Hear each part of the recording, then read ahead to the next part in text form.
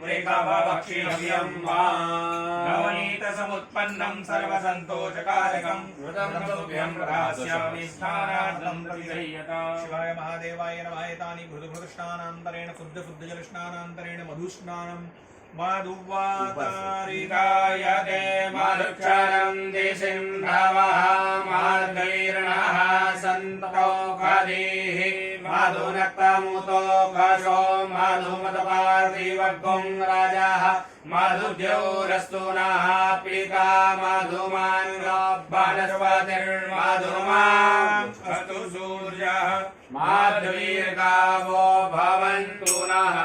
मधु मधु मधु मधुस्नानान्तरेण बुद्धबुद्धजलस्नानान्तरेण शर्करास्नानम्। ओम अपगुं रसमद्वाय सन्तुं सूर्ये सन्तगुं समाहितम् अपगुरस्य रसस्तं वो गृह्णामुत्तममुपयामग्रहीतो इन्द्राय नमः। यस्तं ग्रहणं एकते जो निरिन्द्राय नमः। जुष्टतमं